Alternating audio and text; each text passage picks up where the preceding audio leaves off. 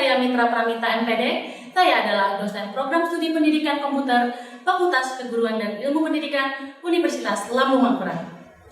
Pada kesempatan kali ini saya akan menjelaskan salah satu mata kuliah yang saya ampu, yaitu mata kuliah Aljabar Linear dengan menggunakan teknik DIA, Delivery, Instruction, and Assessment. Mata kuliah Aljabar Linear merupakan mata kuliah bidang keahlian dan mata kuliah wajib pada kurikulum program studi S1 Pendidikan Komputer. Mata kuliah ini disajikan pada semester ganjil dengan bobot 3 SKS dan dapat diikuti oleh mahasiswa yang telah mengambil mata kuliah Matematika Dasar 1. Setelah mengikuti perkuliahan ini, diharapkan mahasiswa mampu untuk memahami teori dan konsep dasar tentang aljabar linear dan dapat mengaplikasikannya pada bidang ilmu komputer. Adapun cakupan materi dalam satu semester yaitu sistem persamaan linear, vektor di ruang dimensi 2 dan ruang dimensi 3, ruang-ruang vektor, transformasi linear, nilai Eigen, dan vektor Eigen. Pelaksanaan perkuliahan menggunakan model pembelajaran kooperatif dengan metode ekspositori, diskusi, dan tanya jawab. Adapun sistem pembelajaran yang digunakan saat ini yaitu pembelajaran tatap muka dengan memanfaatkan teknologi Learning Management System berupa e-learning Simari ULM dan WhatsApp Group. Adapun capaian pembelajaran mata kuliah aljabar linear sebagai berikut.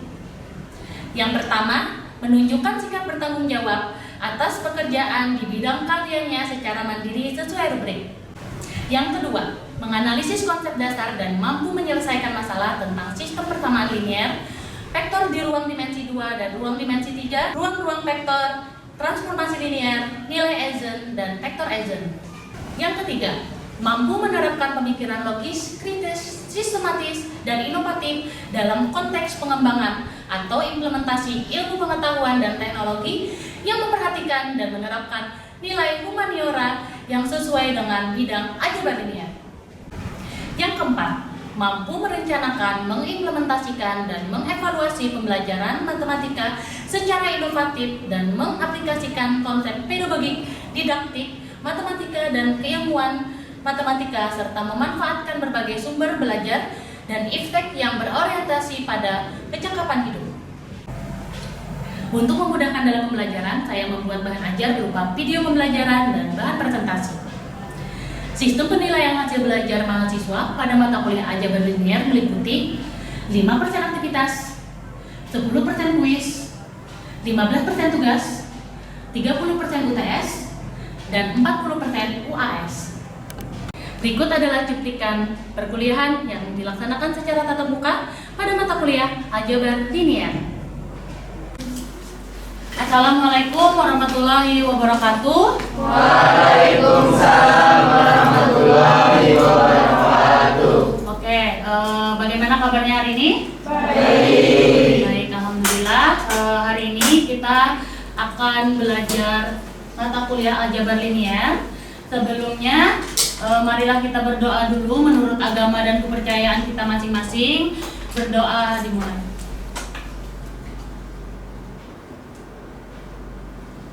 Berdoa selesai. Oke. Masih ingat materi sebelumnya? Masih. Kita belajar tentang apa? Ada yang bisa menjelaskan? Oke. Ya, silakan Risa. Nah, jadi kemarin kita belajar tentang sistem persamaan linear. Terus kemarin kita juga belajar kalau sistem persamaan linear itu ada 3 kemungkinan solusi. Jadi yang pertama itu solusi tunggal, yang kedua itu dia tidak punya solusi, dan yang ketiga itu bentuknya solusinya itu tak terlihat. Dan cara itu juga belajar cara penyelesaiannya itu dengan OBO atau operasi dari salinan gas. Dan ada beberapa metode juga kan kita kemarin belajar, yaitu metode Gauss sama metode Gauss-Jordan. Oke, bagus ya. Masih ingat semuanya? Itu tadi materi minggu kemarin. Oke, sebelum kita masuk materi hari ini, silahkan isi dulu presensinya yang sudah di-share di e-learning Simari ULM. 1 menit cukup ya. Ini kita melanjutkan materi kita tentang sistem persamaan linear. Bagian kedua yaitu sistem persamaan linear homogen. Nah, adapun tujuan pembelajaran kita hari ini, yaitu mampu untuk menentukan dan menyelesaikan sistem persamaan linear homogen dengan menggunakan eliminasi Gauss dan eliminasi Gauss-Jordan. Kalau misalnya kalian ingin mencari nilai atau harga suatu barang, maka kalian dapat menggunakan sistem persamaan linear ini dalam kehidupan sehari-hari. Sampai ini sudah kelompoknya sudah sesuai ya? Ada 7 kelompok. Oke. Nah, nanti kalian silakan berdiskusi. Ini kita masuk dulu ke materi kita tentang sistem persamaan linear homogen. Ada yang tahu apa itu sistem persamaan linear homogen? Oke. Silakan. Sistem persamaan linear homogen itu adalah sistem persamaan yang semua konstantanya bernilai 0.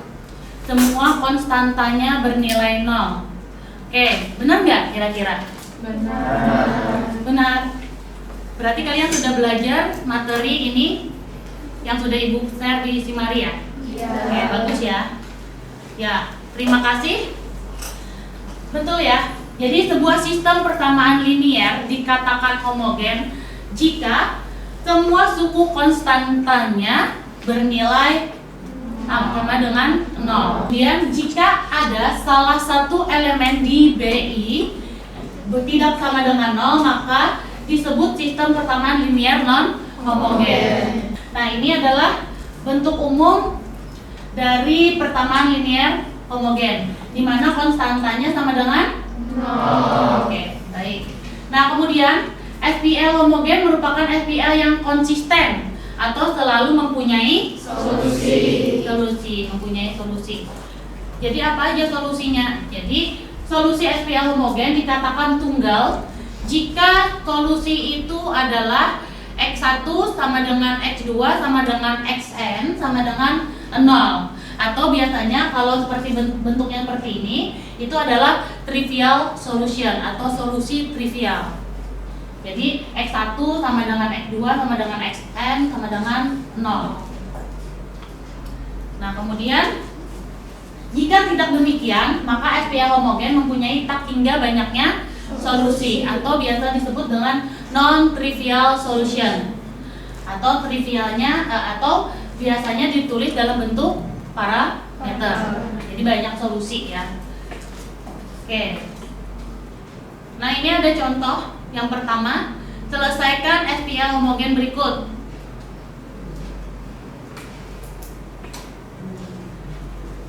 Sampai ini ada contoh 1, 2x ditambah y tambah 3z sama dengan 0. Kemudian x ditambah 2y sama dengan 0, y tambah z sama dengan 0.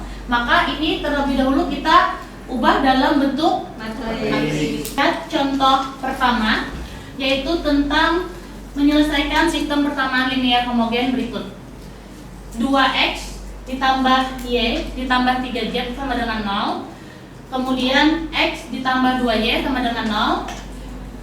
Kemudian y ditambah z sama dengan 0. Ini pertama-tama kita ubah dalam bentuk matriks seperti ini.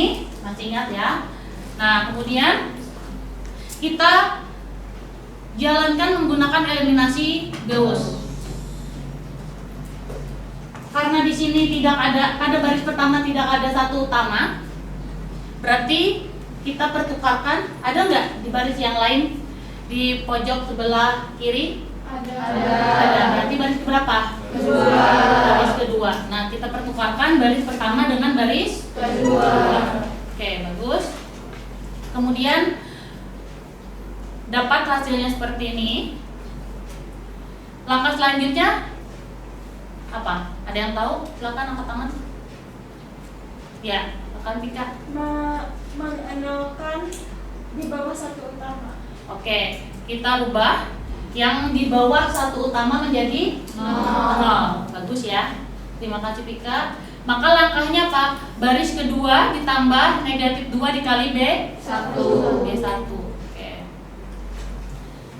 Maka hasilnya ketika kita operasikan semua, hasilnya berubah menjadi 0, min 3, 3, 0. Yang lainnya gimana? Yang lainnya tetap, karena yang kita rubah cuma baris ke 2. Oke, lanjut.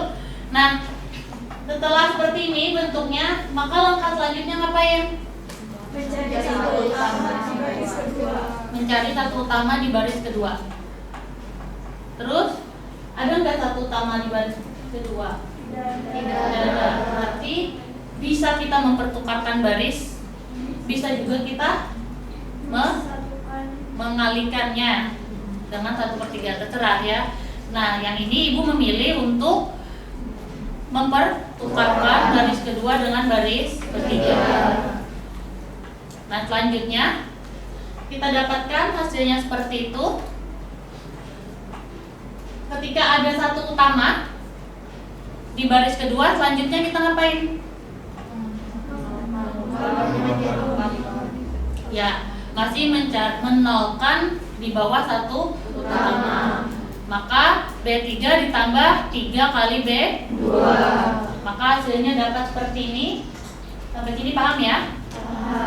Kemudian langkah selanjutnya, karena ini sudah selesai, berarti apa? Langkah baris ketiga ada nggak satu utamanya? Tidak ada. Berarti caranya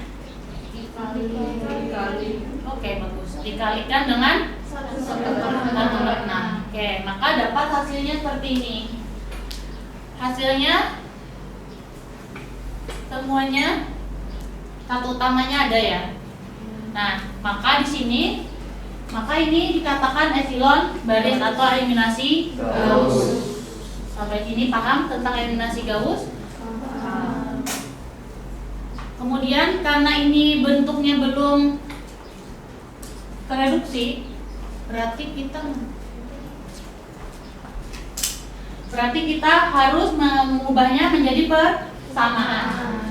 Di situ diketahui 1 itu berarti X ditambah 2Y sama dengan 0. Kemudian persamaan kedua Y tambah Z tambah dengan 0.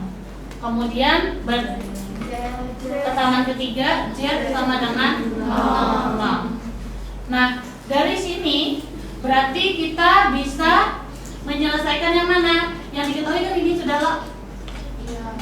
Berarti ini kita dapat substitusi Y ditambah 0 sama dengan 0. Maka Y sama dengan 0. Maka dapat Y nya sama dengan 0. Kemudian X nya kita substitusi ke sini. X, Y. Berarti X ditambah 2Y sama dengan 0. Maka kita substitusi, apa yang bisa kita substitusi dari persamaan yang ini? Y. Oke, Y. Berarti X ditambah 2 kali 0 sama dengan 0. Berarti X nya sama dengan 0. Oke, maka dapatlah nilai X, Y, dan Z sama dengan 0. Berarti solusinya ini adalah solusi apa?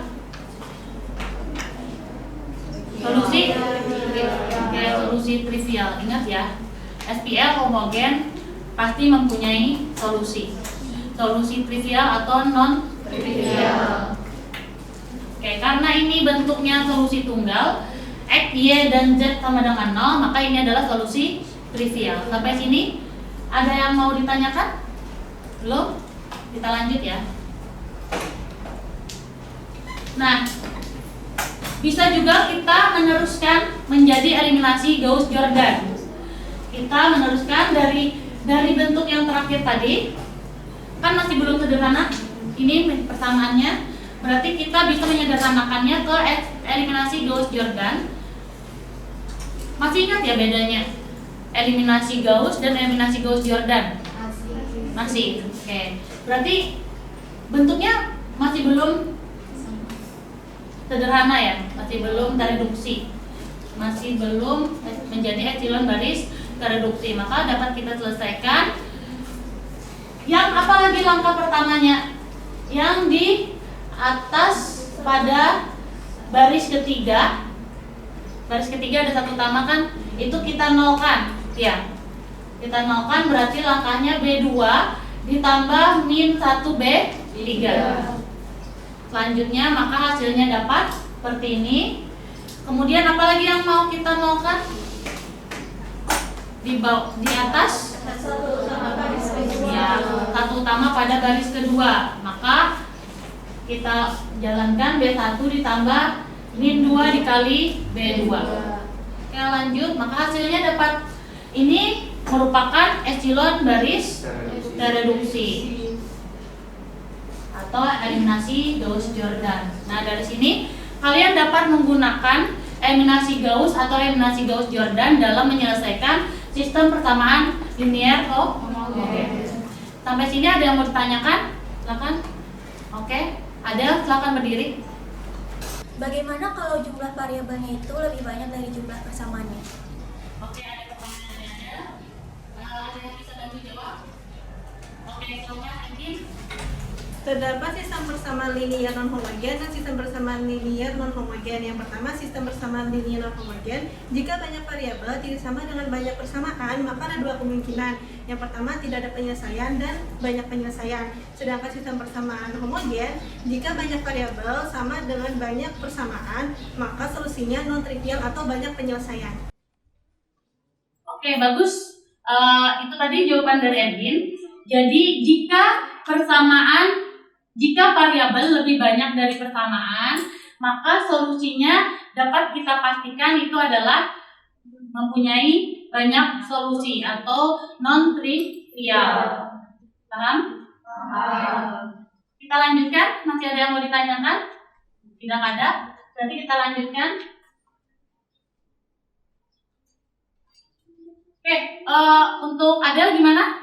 Bisa jelas ya? Oke, ini dapat kita lihat di sini. Contoh kedua, menyambung dari jawaban Adel tadi. Ini jumlah variabelnya ada berapa? Ada 5. Kemudian banyaknya persamaan ada berapa?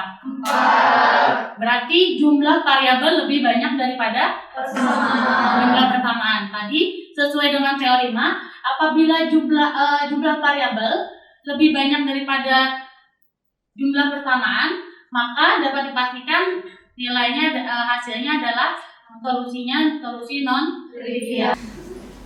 Oke, sampai sini ada yang mau ditanyakan? Oke, silakan Cecil. Kenapa satu utama pada baris kedua itu tidak berada di kolom kedua, dan kenapa bentuknya tidak diagonal, sedangkan pada contoh sebelumnya itu bentuknya diagonal? Satu utamanya ya? Iya. Oke. Ada yang bisa bantu jawab? Oke, silakan Adi. Mungkin jawab sesuai yang ada di buku. Jika terdapat dua baris berurutan yang tidak seluruhnya terdiri dari 0, maka satu utama pada baris yang lebih rendah terdapat pada kolom yang lebih kanan dari satu utama pada baris yang lebih tinggi. Oke, itu terima kasih Adi. Nah, di situ kalau misalnya satu utamanya di sini, maka dia harus berada di paling kanan. Tidak masalah kalau satu utamanya misalnya nanti dia berada di sini. Jadi di atasnya lagi, berarti kalau misalnya satu utama di bawahnya lagi harus paling kanan dari yang di atasnya. Seperti itu ya. Jadi tidak mesti dia harus bentuk diagonal. Karena apa ini tadi? Pertama, jumlah variabelnya lebih banyak dari jumlah persamaan. Jadi tidak mungkin dia bentuknya menjadi diagonal. Kemudian nanti ada satu. Oke, sampai sini paham Cecil? Oke, terima kasih kalau sudah paham. Berarti, nah dari sini, dari persamaan ini tadi, kita dapatkan bahwa nilai X1, X2, dan X5 sama dengan 0. Kemudian X3 ditambah X5 sama dengan 0. Dan X4-nya sama dengan 0. Sampai situ berarti ini kesimpulannya adalah mempunyai banyak penyelesaian atau banyak solusi yang biasanya disebut dengan solusi non trivial. Sampai sini paham ya? Oke. Selanjutnya, ini ada latihan. Silahkan kalian diskusikan dengan teman kelompoknya untuk menyelesaikan 2 soal ini. Ibu beri waktu 5 menit. Bisa ya? Oke, silahkan. Oke.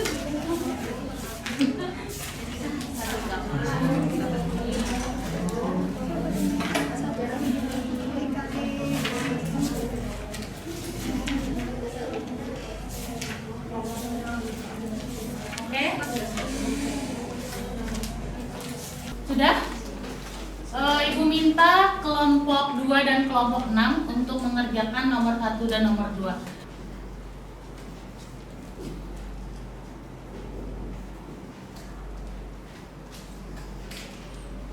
Ini tadi jawabannya. Silakan untuk kelompok 2 menjelaskan hasil kerjanya. Jadi pertama itu persamaannya kita ubah ke dalam bentuk matriks dulu, jadinya kayak ini. Terus karena di baris pertama itu belum ada satu utamanya, jadi kita ubah dulu dengan cara B1 dibagi 2. Jadi ini 1, 1, 1, 0, yang baris lainnya itu tetap. Terus kita harus menolkan yang di bawah satu utama di baris pertama itu dengan cara yang B2 ditambah 2 kali B1, yang B3 nya ditambah 7 kali B1. Jadinya di sini 0, 0, terus yang di sini berubah 2. Selanjutnya kita mencari satu utama di baris kedua dengan cara B2 dikali 1/7. Jadi yang 7 ini berubah jadi 1, yang ini juga 4/7, di sini tetap 0, yang ini tetap. Habis itu di sini kita menolkan yang di bawah satu utama baris kedua dengan cara B3 ditambah min 14 dikali B2 supaya 14 ini berubah jadi 0. Terus kita sudah 0 di bawahnya, lanjut ke lanjut ke 0 yang di atasnya lagi. Di sini B1 dikurang B2, 1 kurang 1, 0. Yang di bawahnya ini karena 0 semua, jadi solusinya adalah non trivial. Di sini ada persamaannya tadi, kita tulis lagi X1, hasilnya X1 ditambah 3/7 X3 sama dengan 0, X2 ditambah 4/7 X3 sama dengan 0. Kita misalkan di sini X3 nya sama dengan S, ini pindah luas X1 jadi sama dengan min 3/7 S, X2 sama dengan min 4/7 S. Oke, sampai sini. Untuk kelompok 4 gimana jawaban dari kelompok 2? Sudah benar? Oke, sudah benar ya. Oke, ada yang mau ditanyakan? Tidak ada? Oke, tepuk tangan dulu untuk kelompok 2. Kelompok 6 untuk menjelaskan hasil kerjanya. Pertama, persamaannya ini kita buat dulu dalam bentuk matriks. Lalu yang pertama kita mencari nilai 1 pertama di baris pertama dengan cara mengkalikan B1 dengan 1/5. Maka akan didapatkan hasil 1, 2/5, 6/5, dan 0. Selanjutnya kita mencari, kita menolkan di baris kedua di bawah 1 utama dengan cara B2 ditambah dengan 2 dikali B1, maka dapat hasil 0, 9/5, 27/5, dan 0. Selanjutnya kita akan mencari satu utama di baris kedua dengan cara mengkalikan B2 dengan 5/9, maka dapatkan hasil 0, 1, 3, dan 0. Setelah itu kita akan menolkan baris pada di atas satu utama di baris kedua dengan cara B1 ditambahkan dengan min 2/5 dikali B2, maka didapatkan hasil 1, 0, 0, 0. Matriks ini akan kita substitusikan kembali ke dalam bentuk persamaan, yaitu X1 sama dengan 0, X2 ditambah 3X3 sama dengan 0, lalu X2 nya sama dengan min 3X3. Kita permisalkan X3 itu sama dengan T, maka akan dapat hasil X2 sama dengan min 3T. X1 nya sama dengan 0, X2 nya sama dengan min 3T, dan X3 nya sama dengan T. Nah, ini persamaan ini berbentuk non trivial. Oke, gimana? Jawaban dari kelompok 6 benar nggak? Kelompok 5 benar. Oke, ada yang mau ditanyakan? Tidak ada? Tepuk tangan dulu.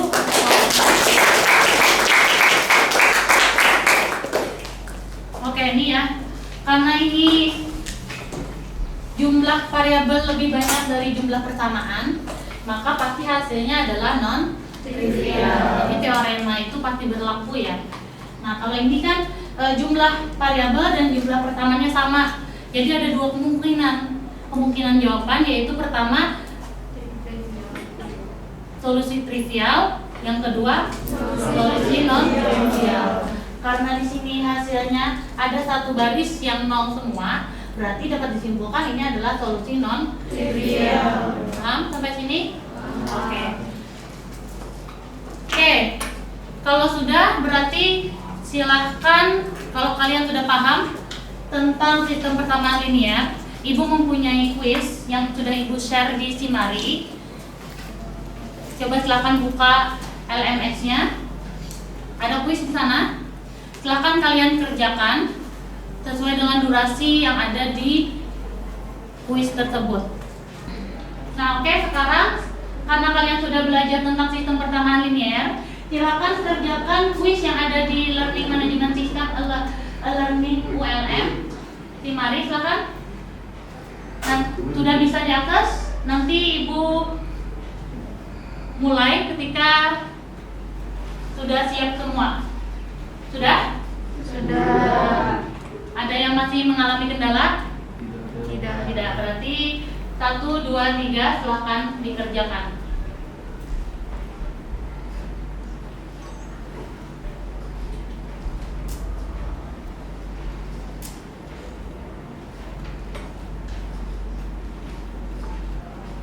Perhatikan durasinya.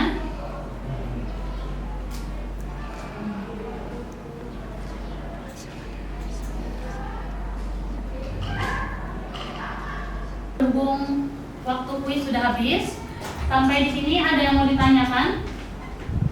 Tidak ada, sudah cukup jelas materi kita hari ini tentang sistem persamaan linear homogen. Oke. Selanjutnya berarti jangan lupa untuk mengerjakan tugas yang ada di Simari. Tugas dikerjakan secara individu dan dikumpulkan dengan tenggat waktu yang sudah ditentukan. Oke. Sebelum Ibu akhiri, Ibu minta tolong satu orang yang menyimpulkan pembelajaran kita hari ini. Silakan angkat tangan. Oke, silakan Jahra. Jadi untuk kesimpulan dari pelajaran kita hari ini tentang sistem persamaan linear homogen. Sistem persamaan linear dikatakan homogen jika sukunya itu konstan dan bernilai nol.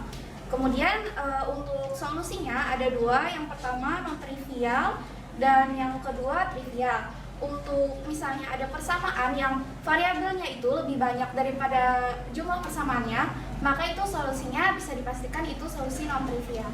Oke, terima kasih Jara. Ada yang mau menambahkan? Oke, sudah jelas ya. Itu tadi kesimpulan materi kita hari ini. Oke, jangan lupa untuk mempelajari lagi materi hari ini dan materi selanjutnya, yaitu tentang vektor di ruang dimensi 2 dan ruang dimensi 3. Atas perhatiannya, terima kasih. Kiranya cukup sampai sini dulu pertemuan kita. Wassalamualaikum warahmatullahi wabarakatuh. Waalaikumsalam warahmatullahi wabarakatuh. Demikianlah cuplikan video pembelajaran mata kuliah aljabar linear dari saya. Semoga bermanfaat untuk kita semua. Sampai jumpa. Terima kasih. Wassalamualaikum warahmatullahi wabarakatuh.